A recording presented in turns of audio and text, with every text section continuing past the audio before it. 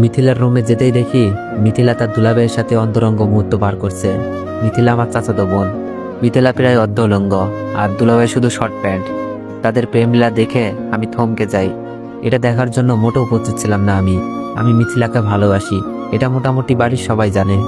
এই কারণে যে কত মার খেয়েছি তার কোনো হিসাব নাই। আমাকে বরাবর বলে দিয়েছে মিথিলাকে নিজের বোনের মতো দেখার জন্য। আমি মিথিলাকে এমন অবস্থায় দেখে নিজের চোখকে বিশ্বাস করতে পারছিলাম না। ছি ছি মিথিলা, এইসব কি দেখছি? আর দুলাভাই, আপনি কি করে পারলেন এটা করতে? আমার আওয়াজ শুনে যেন ওদের মাথায় আকাশ ভেঙে পড়ছে। দুলাভাই বলল, অনিক প্লিজ কাউকে বইল না, কাউকে বললে আমাদের মান সম্মান থাকবে না। উনি সুমি আপুর স্বামী, দেখতে স্মার্ট আর অনেক বড় চাকরি করে। সুমি আপু হলো মিথিলার বড় বোন। আপু সকালে তার বাচ্চাকে ডাক্তার দেখাতে গেছে, সাথে চাচিও গেছে। চাচা নাই, মারা গেছে 3 বছর হয়। আব্বুও 2 পরিবারের প্রধান। আব্বু ও চাচা মিলে এরকম 2টা 2তলা বাড়ি করে। সুমি আপুর বিয়ে হয়েছে 2 বছর, একটা 6 মাসের মেয়ে বাচ্চাও আছে। আপুকে আব্বুই বিয়ে দেয়। বিয়েটা পারিবারিকভাবেই হয়। দুলাভাই আমার হীরের টুকরা, বাড়ির সবাই জানে, কিন্তু তার চরিত্র যে এত খারাপ আমি নিজেও ভাবতে পারছি না। আর মিথিলা এটা কিভাবে করলো? মিথিলার মতো ভদ্র মেয়ে 3 গ্রাম খুঁজেও পাওয়া যাবে না। মিথিলার সৌন্দর্য পরিবারের লোকজন ছাড়া বাইরের কেউ দেখে নাই। হাত মোজা, পাও মোজা, বোরকা পরে পর্দার সাথে সবসময় চলাচল করে। কিন্তু আজ সেই মিথিলার একই হাল দেখছি। চুপ করেন আপনি, লজ্জা করে না? আবার কথা বলেন। আর মিথিলা, তুই না পর্দা করিস, কোনো পরপুরুষের সামনে যাস না, এই তোর পর্দার আড়ালের চেহারা? আমার কথা শুনে মিথিলা কিচ্ছু বলছে না, নিজেকে ঢেকে শুধু কেঁদেই যাচ্ছে। তোর জন্য তো পুরো পদ্মাশীল নারীর সম্মান নষ্ট হলো। কি দরকার ছিল পদ্মা করার? পতিতা পল্লীতে গেলেই তো পারতিস। এই মিথিলাকে যখন আমি বলতাম, মিথিলা আমি তোকে ভালোবাসি, তোর জন্য সব করতে পারবো, তখন মিথিলা আমার চরিত্র নিয়ে কথা বলতো আর আব্বুকে বলে আমাকে মার খাওয়াইতো। মিথিলা কান্না করতে করতে বলল, অনিক কাউকে বলিস না প্লিজ। মিথিলা, আমি যখন তোকে ভালোবাসি বলতাম, তুই আমার চরিত্র নিয়ে কথা বলতি, আব্বুর কাছে মার খাওয়াইতি। আজ তোর আসল রূপটা দেখুক সবাই। আর দুলা ভাই, আপনাকে আর কি বলবো? আমি রুম থেকে বের হয়ে যাচ্ছিলাম। ওদেরকে যতই বলি রূপ দেখিয়ে দিব, কিন্তু সুমি আপুর সংসারটা কি হবে? আর একটা 6 মাসের মেয়েও আছে তাদের। আর মিথিলা তো আমার চাচাতো বোনও, যাকে আমি ভালোবাসি, তার সম্মান কি করে নষ্ট করি? দুলাভাই মাথা নিচু করে বসে আছে। আমি বললাম, দুলাভাই আপনি এখন এখানে বসে আছেন? আমার কথা শুনে দুলাভাই রুম থেকে বেরিয়ে যায়। আমি বললাম, মিথিলা, অন্তত তোর কাছ থেকে এটা আশা করি নাই, কাজটা কিন্তু বেশি ভালো করিস নাই। বলেই যখন রুম থেকে বের হতে যাব, দেখি দরজা আটকানো। মিথিলা চিল্লাতে শুরু করে দিছে, অনিক আমাকে ছেড়ে দে প্লিজ, আমার এত বড় সর্বনাশ করিস না, আমি তোকে ভাইয়ের মতোই ভাবি। অনিক না প্লিজ। মিথিলার কাণ্ডে আমি বাকরুদ্ধ। সেই সুযোগে মিথিলা ভিতর থেকে দরজা আটকিয়ে দিছে। আমি কথা বলতে পারছি না, গলা দিয়ে আওয়াজও বের হচ্ছে না, মনে হচ্ছে হাত পা সব বেঁধে রেখেছে কেউ। অনিক, তুই আমার এত বড় সর্বনাশ করিস না প্লিজ, আমি তোর পায়ে পড়ি। মিথিলা তার কাপড় চোপড় ছিঁড়তে লাগলো, প্রায় অনেক অংশ ছিঁড়ে ফেলছে। আমি অনেক কষ্টে মুখ থেকে বের করলাম, মিথিলা কি হচ্ছে এইসব? মিথিলা অনেক জোরে চিল্লাচার বলছে, কেউ বাঁচাও, অনিক প্লিজ ছেড়ে দে, আমি যেখানে ছিলাম সেখানেই দাঁড়িয়ে আছি। মিথিলার এমন কাণ্ডে শরীরের শক্তি হারিয়ে ফেলেছি। বাইর থেকে দরজা ধাক্কাতে লাগছে দুলাভাই, আর দরজা খোলার জন্য চিল্লাতে লাগলো। দুলাভাইয়ের চিল্লানি শুনে আব্বু আম্মু ভাইয়া ভাবি সবাই মনে হয় চলে এসেছে। জোরে দরজা ধাক্কাতে ধাক্কাতে দরজা ভেঙে ফেলে সবাই। দরজা খুলতেই মিথিলা আব্বুর পেছনে গিয়ে লুকাই। মিথিলার কাপড় চোপড় ছেঁড়া দেখে আন্দাজ করে ফেলে মিথিলার সাথে খারাপ কিছু হতে যাচ্ছিল। মিথিলা নাকা কান্না করছে। মিথিলাকে ভাবি আগলে নাই, আর সবাই আমার দিকে অগ্নিচক্ষু দেখাতে লাগলো। আব্বু আমার সামনে এসেই ঠাস ঠাস করে কয়েকটা চর বসিয়ে দেয়। ভাইয়া এসেও অনেকটা চর মেরেছে। আমি কিছু বলতে যাব, সেই সুযোগ নাই, সবকিছু এত দ্রুত হচ্ছিল। মিথিলা, অনেকটা তোমাকে কলেজে যাওয়ার জন্য ডাকতে এসেছিল, তোমাকে এত খারাপ অবস্থা দেখা যাচ্ছে কেন? অনেক কি তোমার সাথে কিছু করেছে? ভাবি হয়তো বিশ্বাস করতে পারছে না, আমার মতো ছেলে এমন একটা কাজ করবে। মিথিলা ভাবিকে জড়িয়ে ধরে নেকা কান্না করছে আর বলছে, ভাবি আমি শুয়েছিলাম, অনেক এসে আমাকে একা পেয়ে আগের মতো ভালোবাসার প্রস্তাব দেয়। আমি বড় আব্বুকে জানাবো বলাতেই অনেক আমাকে বলে আমি নাকি অনেক মার খাওয়াইছি, তাই আজ তোমার ইজ্জত কেড়ে নিব। তারপর অনেক আমার সর্বনাশ করতে থাকে। আপনারা না আসলে আজ অনেক আমাকে কি যে করতো। মিথিলার কথা অবিশ্বাস করার কোনো কারণই নাই। আগেই বলেছি 3 গ্রাম খুঁজেও এমন মেয়ে পাওয়া যাবে না। আব্বু মিথিলার কথা শুনে যেন আরো রেগে গেলেন। তুই আমার ছেলে ভাবতেই লজ্জা লাগছে, যে নিজের চাচাতো বোনের সাথে এমন করতে পারে, সে অন্য মেয়েদের কি না করবে। তোর এই বাড়িতে কোনো জায়গা নেই, বের হয়ে যায় বাড়ি থেকে। আব্বুর কথা শুনে চোখ বেয়ে পানি পড়ছে। মাথা নিচু করে কান্না করতে করতে বললাম, আব্বু আমি কিছু করি নাই, ওই তুই আমাকে আব্বু বলবি না, আজ থেকে আমার একটা ছেলে, তুই মরে গেছিস। আব্বুর মুখে এই কথা শোনার থেকে মরে যেতে পারলেও অনেক বেশি খুশি হতাম। আম্মুকে বললাম, আম্মু আমি কিছু করি নাই। মিথিলা কথা আটকে দিয়েই আম্মু বলল, জানি না কোন পাপে তোকে পেটে ধরেছিলাম। আম্মুর মুখে কথা শুনে মনে হচ্ছে কলেজা ছিঁড়ে যাচ্ছে। আর কাকে বলবো, যেখানে আমার গর্ভধারিণী মাই বিশ্বাস করলো না, আমাকে কিছু বলতেও দেয় নাই। আমি দুলাভাইয়ের দিকে তাকালাম, মুখে শয়তানি হাসি। আর মিথিলা এখানে নেকা কান্না করছে। সুমি আপু চলে এসেছে, যার আদরে আমার বড় হওয়া, যে আপুটা আমাকে আপন ভাইয়ের মতো ভালোবাসে, আমাকে এখনো মুখে খাবার তুলে খাওয়াই। সেই আপুটাও সবকিছু শুনে কান্নায় বুক ভাসাচ্ছে। আজ আমি আপুর চোখও খারাপ হয়ে গেলাম। মিথিলার রুম থেকে বের হয়ে আমার রুমে গিয়ে কাপড় চোপড় গোছাচ্ছি, কারণ এই বাড়িতে আমার জায়গা নেই। আর আমি কোন মুখে থাকবো এখানে, যেখানে সবাই আমাকে দর্শক বলে জানে। কাপড় গোছানো শেষ, রুম থেকে বের হব, এমন সময় ভাবি আমার রুমে আসলো। ভাবিকে দেখে আমি মাথা নিচু করে দাঁড়িয়েছিলাম, কারণ ভাবি আমার মায়ের মতো আদর করে। আমার টাকা পয়সার অভাব ভাবিই পূরণ করে। ভাবি সুমি আপুর মতোই আমার একটা বড় আপু। ভাবি বলল, এটা তুমি কি করলে অনিক? আমরা তো মিথিলার সাথে তোমার বিয়ে দিতে রাজি ছিলাম। আব্বুকে না হয় আমরা বুঝিয়ে নিতাম, তার জন্য জোর করে। আমি কান্না করতে করতে বললাম, ভাবি আমাকে মাফ করে দিও, আমি পারি নাই সবার সামনে সত্যটা বলতে। ভাবি বলল, কি সত্য বলতে পারো নাই? আমি বললাম, ভাবি কথা দেন, কথাগুলো কাউকে বলবেন না। ভাবি বলল, বলো, বলবো না কাউকে। আমি কান্না সুরে বললাম, ভাবি আমি মিথিলার সাথে এমন কিছুই করি নাই। ভাবি বলল, তাহলে মিথিলার কাপড় চোপড় ছেঁড়া কেন? ভাবি আমি মিথিলাকে ডাকতে গিয়ে দুলাভাই আর মিথিলার পাপ কাজে লিপ্ত থাকতে দেখি। আমি তাদের অপমান করি, ভয় দেখাই, বাড়ির সবাইকে বলে দিব। কিন্তু পরে আপুর সংসার আর মিথিলার সম্মানের কথা ভেবে থমকে যাই। আমি রুম থেকে বের হতে যাচ্ছিলাম, দুলাভাই বাইর থেকে দরজা লক করে দেয়। মিথিলা জোরে জোরে কাঁদতে থাকে আর কাপড়গুলো ছিঁড়তে থাকে। তারপর ভিতর থেকে লক করে দেয় মিথিলা। বাইর থেকে দুলাভাই দরজা ধাক্কাছে আর চিল্লানি শুনে তোমরা এসে আমাকে এই পরিস্থিতিতে দেখলা। আমি কাকে বলবো এই কথা, কে বিশ্বাস করবে বলো? এই বলে কেঁদে কেঁদে রুম থেকে বের হতে যাচ্ছি।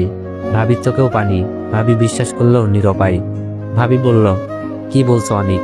তাদের পাপের বোঝা তোমার উপর চাপিয়ে দিয়েছে?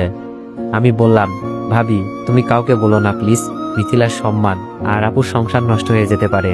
ভাবি বলল, জানি না অনিক, কে মিথ্যা বলছে আর কে সত্য বলছে।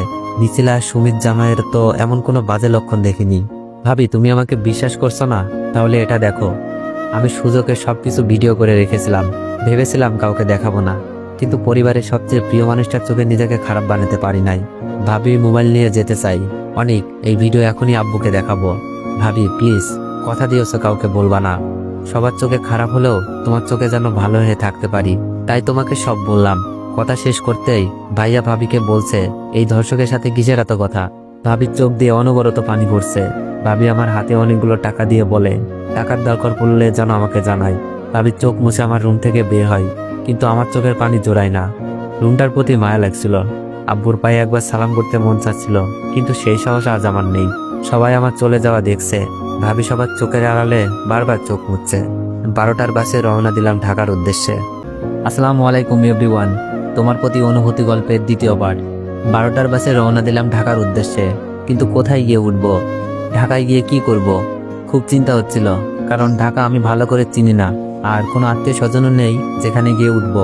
ভাবির দেওয়ার টাকাগুলো গুনলাম, 5,000 টাকা আছে এখানে, আর আমার পকেটে 780 টাকা। ভাবি যদি টাকাগুলো না দিত তাহলে তো 2 দিন বেঁচে থাকাও কষ্টকর হয়ে যেত। এমন কোনো কাজও জানি না, সবে মাত্র কলেজে পা দিয়েছি। আব্বুর টাকা পয়সার কোনো অভাব নেই, যার জন্য লেখাপড়াটাও ভালো করে করেছি। পরিবারের সবাই আমাকে অনেক ভালোবাসতো। আমার কোনো দোষ ছিল না, শুধু একটাই দোষ, আমি মিথিলাকে পাগলের মতো ভালোবাসতাম। যখন থেকে বুঝতে শিখেছি তখন থেকেই মিথিলাকে ভালোবাসতাম আমি। একসাথে স্কুলে যাওয়া, খেলাধুলা করা, আমরা ছিলাম বেস্ট ফ্রেন্ডের মতোই। কিন্তু যখন মিথিলাকে স্কুলের এক বড় ভাই ফলো করতে শুরু করে, আর মিথিলা যদি সম্পর্কে জড়িয়ে যায়, সেই ভয়ে সুমি আপুর বিয়ের দিনই মিথিলাকে প্রপোজ করে বসি। কিন্তু মিথিলার সাথে সাথে এই কথা আমার আব্বুকে জানিয়ে দেয়। আব্বু আমাকে সেই দিন অনেক মারে। তখন 9ম শ্রেণীতে উঠেছি মাত্র। আমার আর বিয়ে খাওয়া হলো না। আব্বুর হাতের মার সেই দিন প্রথম খেয়েছিলাম। আব্বু বলেছিল মিথিলাকে যেন নিজের বোনের মতোই দেখতে। আমার মায়ের দেখে মিথিলা অনেক হেসেছিল, কিন্তু মিথিলার প্রতি আমার কোনো রাগ আসেনি। বিয়ের দিন সুমি আপুর সাথে যাওয়ার জন্য বলেছিল আপু, আমিও প্রিপারেশন নিয়ে রেখেছিলাম, কিন্তু আমার আর যাওয়া হলো না। মিথিলাই গেল। আব্বু আমাকে মারের কারণটা শুধু ভাবিই জানতো, আর সবাই জেনেছিল আমি দুষ্টুমি করেছি তাই মেরেছে। অনেকে আব্বুকে রাগ দেখিয়েই বলেছিল, দুষ্টুমির জন্য কেউ এমন ভাবে মারে আর বিয়ের দিন ফাজলামি করবে না তো কবে করবে? আপুকে আনার জন্য গিয়েছিলাম। আপু না যাওয়ার কারণটা কি জানতে চেয়েছিল, কিন্তু কিছুই বলে নাই। তবে মিথিলার মনে যেন আনন্দের জোয়ার বইছে। নতুন দুলাভাইয়ের সাথে ভালোই খাতির জমেছে। আমার খুব ভালো লাগতো বড় ভাইয়ের অভাবটা দুলাভাইকে দিয়েই পূরণ করুক। আপুকে নিয়ে বাসায় আসলাম। দুলাভাইয়ের সাথে আমারও ভালো সম্পর্ক গড়ে উঠেছে। খুব ভালোই যাচ্ছিল দিনগুলো। কিন্তু বারবার মিথিলাকে আমার মনের কথা বলার চেষ্টা করেছি। মিথিলা বলতো, আমি তোকে শুধু ভাইয়ের মতোই দেখি। দুলাভাইকে দিয়েও বলেছিলাম অনেকবার, কিন্তু কাজ হয়নি। তবে দুলাভাই আর মিথিলাকে অনেকবার একান্তে দেখেছি। মনে হচ্ছিল প্রেমিক প্রেমিকা বসে প্রেম করছে, কিন্তু আমি তখন এইসব নিয়ে ভাবি নাই, কারণ মিথিলা দুলাভাই এমন না। পরবর্তীতে এমনই হলো। হঠাৎ মোবাইলের মেসেজ টিউন বেজে উঠল। কল্পনা থেকে বাস্তবে ফিরে আসি। মিথিলার নাম্বার থেকে মেসেজ। কি লিখেছে? আমার রূপ বের করতে গিয়ে নিজেই ধরা খেয়ে গেলি, কি অভিনয়টা না করলাম। মিথিলার লেখাটা পড়ে চোখের কোণে জমে থাকা কষ্টগুলো বের হতে যাচ্ছিল। আমি জানি না তুই এমনটা কেন করছিস, তবে আমি চাইলেই তোদের রূপটা বের করে দিতে পারতাম, কিন্তু তোর সম্মান আর আপুর সংসারের কথা ভেবে কাউকে কিছু বলি নাই। মিথিলা বলল, তাই নাকি? তোর কাছে কি প্রমাণ আছে নিজেকে সাধু বানানোর জন্য? তবে কেন তোকে বাসা থেকে বের করেছি জানিস? যেন আমাদের সম্পর্ক আর কেউ না জানে, আর তোর কাছে যেন ছোট হয়ে না থাকতে হয়। আমি বললাম, ভালো করেছিস, এতে আমার কোনো দুঃখ নাই। শুধু বলবো আপুর সংসারটা যেন নষ্ট না করিস। তোদের এই অবৈধ সম্পর্ক নষ্ট করে সবাই যেমন ভাবতো, তোকে সেই রকম যেন ভাবে। মিথিলা বলল, তুই আমাকে বলবে আমি কি করব? আমি দুলাভাইকে বিয়ে করব। তারপর আমি রিপ্লাই দিলাম, কিন্তু মেসেজ সেন্ড হচ্ছে না। বুঝতে বাকি নেই এই সিমটা নষ্ট করে ফেলেছে। কিন্তু আমার মনে খুব ভয় জন্মেছিল, আপুর সংসারটা কি মিথিলা ধ্বংস করে দিবে। তাই আমি সাথে সাথে দুলাভাইকে ভিডিও পাঠিয়ে ছোট করে মেসেজ লিখে দিলাম। আমি চাইলে এই ভিডিওটা সবাইকে দেখাতে পারতাম, এতে করে আপনার সম্মান কোথায় যেত একবার ভেবে দেখেন। কিন্তু আমি তা করিনি। আমি না হয় এই অপবাদে ভালোভাবে বেঁচে থাকতে পারবো, কিন্তু মিথিলার আব্বু নাই। আমার আব্বু নিজের মেয়ের মতো করে আদর করে, সেই আদরটা থাকতো না। আর মিথিলার সম্মানটা কোথায় থাকতো? আর আপনার আপুর চোখে সারা জীবন ধর্ষক হয়ে বেঁচে থাকতেন। হতে পারতো আপনার সংসারটা ভেঙে গেছে, আর আমাদের বাড়িতে সেই সম্মানটা আছেই, সেই সম্মানটা ঘৃণায় পরিণত হতো। তাই আপনাদের একটা সুযোগ দিলাম, আপনাদের অবৈধ সম্পর্ক নষ্ট করুন, সম্মান আর আপুর ভালোবাসা নিয়ে বেঁচে থাকুন। মনে রাখবেন আপনার একটা ফুটফুটে বাচ্চাও আছে। আমি মেসেজটা দিয়ে বসে রইলাম। বাস একটা স্টেশনে এসে থামলো। বাস থেকে নেমে পেটে খুব ক্ষুধা লাগছিল, তাই হোটেলে গিয়ে খাবার খেয়ে নিলাম। রাস্তার পাশ ধরে হাঁটছি, কিন্তু এখন আমি কোথায় যাব, কি করব ভেবে পাচ্ছি না। আব্বু আম্মুর কথাগুলো কানে বাজছিল। তুই আমার ছেলে না, তোকে কোন পাবে পেটে ধরেছি। মাগো, তুমিও তোমার ছেলেকে চিনলা না? চোখ থেকে অনবরত পানি ধরছিল। অন্য মনস্ক হয়ে রাস্তা দিয়ে হাঁটছিলাম। দুপুর গড়িয়ে বিকেল। হঠাৎই রাস্তার মাঝখানে একটা বাচ্চাকে দেখলাম, যে কোনো মুহূর্তে গাড়ির নিচে চাপা পড়তে পারে। আমি কোনো কিছু না ভেবেই ব্যস্ত রাস্তায় নেমে গিয়ে বাচ্চাটিকে কোলে নিয়ে রাস্তার পাশ দিয়ে যাই, কিন্তু শেষের দিকে একটা গাড়ি এসে আমার পায়ের উপর উঠিয়ে দেয়। আমি ব্যথায় কাতরাচ্ছি। বাচ্চাটির মা এসে আমাকে হাসপাতালে নিয়ে গেল, আর একদিক দিয়ে আমাকে ধন্যবাদ জানাচ্ছে, অন্যদিক দিয়ে নিজের বেখেয়ালির জন্য বাচ্চাকে বাঁচাতে গিয়ে আমার এমন অবস্থার জন্য নিজেকে দোষারোপ করছে। ডাক্তার এসে আমাকে কি যেন একটা ইঞ্জেকশন দিল। আস্তে আস্তে আমার চোখ দুটো বন্ধ হয়ে আসলো। চোখ খুলে দেখি পায়ে ড্রেসিং। বাচ্চাটি ও বাচ্চাটির মা আরেকটা আমাদের বয়সী মেয়ে পাশে দাঁড়িয়ে আছে। ডাক্তার এসে বললেন, পাটা খুব ভালোভাবে ভেঙেছে, আমি ওষুধ লিখে দিচ্ছি, নিয়মিত খাবেন। আর রোগীকে 1 মাস রেস্ট দিতে হবে। খেলাধুলা কোনো কাজ করতে পারবে না। 15 দিন পর আমাকে দেখিয়ে যাবেন। ডাক্তার প্রেসক্রিপশন ধরিয়ে দিলেন। বাচ্চার মা বললেন, আমার জন্য আজ তোমার এত বড় ক্ষতি হলো। আমি বললাম, না না আন্টি, নিজেকে দোষারোপ করবেন না, এটা শুধু একটা অ্যাক্সিডেন্ট। আন্টি বললেন, আচ্ছা তোমার বাসা কোথায়? তোমার ফ্যামিলির কারোর নাম্বার থাকলে দাও, আমি তোমার মা বাবাকে আসতে বলি। আমার মোবাইলটা কোথায়? মোবাইল খুঁজে পাচ্ছিলাম না। মোবাইলটা আমার হাতে দিয়ে বলল, তোমার মোবাইল রাস্তায় পড়ে ভেঙে গেছে। এটা তো একেবারেই গেছে। মোবাইল হাতে রেখে পকেট থেকে ভাবির দেওয়া টাকাগুলো বের করে বললাম, আন্টি, হাসপাতালে কত টাকা বিল এসেছে জানি না, আমার কাছে এই কয়েকটা টাকা আছে, গ্রাম থেকে আসার সময় নিয়ে এসেছিলাম, টাকাটা নিন প্লিজ। আন্টি আমার টাকাটা পকেটে ঢুকিয়ে দিয়ে বলল, কি করছো তুমি এইসব? আমার ছেলেকে বাঁচাতে গিয়েই তোমার এই অবস্থা, আর তুমি আমাকে চিকিৎসার খরচ দিচ্ছ। আন্টি বলল, তোমার পরিবারে কেউ নেই? তাদের তো খবর দিতে হবে। আছে, আব্বু আম্মু ভাই ভাবি চাচা চাচাতো বোন, কিন্তু এখন আমি ওদের কেউ না। বলতেই চোখ দিয়ে পানি বেরিয়ে আসলো। আন্টির সাথে থাকা মেয়েটি বলল, তাহলে আপনি যাবেন কোথায়? আমি কান্না করছিলাম আর বলছি, জানি না, আর সকালেই বাসা থেকে বের করে দিয়েছে আমাকে একটা মিথ্যা পাপের অপরাধে। আন্টি বলল, আচ্ছা তাহলে তুমি আমাদের বাসায় আসো, তোমার এখন রেস্টের দরকার। না আন্টি, এটা কি করে হয়? উপকার করেছি বলে আপনাদের বাসায় গিয়ে উঠবো? মেয়েটি বলল, চুপ করেন, এত ভালো মানুষ সাজার দরকার নাই। আমার ভাইকে বাঁচিয়েছেন, এখন আপনাকে বাঁচানোর দায়িত্ব আমাদের, চলুন। চলো ওঠো। আন্টি আমার এক হাত ধরে তুললেন। আন্টি আমার কাপড়ের ব্যাগটা কই? আন্টি বললেন, আমরা তো তোমার ব্যাগ দেখি নাই, মনে হয় কেউ নিয়ে গেছে। আন্টি এক হাত ধরে আর মেয়েটি আর এক হাত ধরে হাঁটার জন্য বলল, কিন্তু আমি পা ফেলতে পারছি না, খুব কষ্ট হচ্ছে। প্রথম পা ফেলেই চিৎকার দিয়ে উঠলাম। আন্টি বলল, আস্তে আস্তে পা ফেলো। হাসপাতালের গেটে এসে দেখি একটা প্রাইভেট কার দাঁড়িয়ে আছে। গাড়িতে করে একটা বড় বাড়িতে নিয়ে যাওয়া হলো। বাড়ি দেখে আমি তো প্রায় অবাক, এই বাড়িটা কি আন্টির? তাহলে তো আন্টিরা অনেক বড় লোক, আর ওরা আমাকে নিজের বাড়িতে নিয়ে আসলো। শুধুমাত্র মানুষের প্রতি ভালোবাসা আছেই বলে সম্ভব। আমি হাঁ করে তাকিয়ে বললাম, আন্টি এই বাড়ি কি আপনাদের? আন্টি বললেন, এটাই আমাদের বাড়ি, চলো ভিতরে। আমাকে নিয়ে একটা রুমে শুইয়ে দিল। আন্টি বললেন, আচ্ছা বাবা, তুমি এখন রেস্ট নাও, আমরা পরে তোমার সম্পর্কে জানবো না হয়। আমি বললাম, জি আন্টি। আন্টিও তার মেয়ের রুম থেকে চলে গেল। রুমটা অনেক সুন্দর, ওরা মানুষ যেমন ভালো মনের, রুচিও সুন্দর। খুব ক্লান্ত লাগছে, শুয়ে শুয়ে ভাবছি, আজ যদি ওনারা আমাকে না নিয়ে আসতো, আমি কোথায় থাকতাম? পা ভাঙা নিয়ে রাস্তায় ভিক্ষা করা ছাড়া কোনো উপায় ছিল না। জানি না বাড়ির কি অবস্থা। আম্মু কি আমার কথা ভাবছে? আম্মু কি বলছে ছেলেটার এমন বলে শাস্তিটা একটু বেশি হয়ে গেল? আমি তো আম্মুর চোখের মনি ছিলাম, নাকি তার জন্যই আম্মু সে কষ্ট সহ্য করতে পারেনি? আম্মুর মনে আমার জন্য ঘৃণা জন্মে গেছে।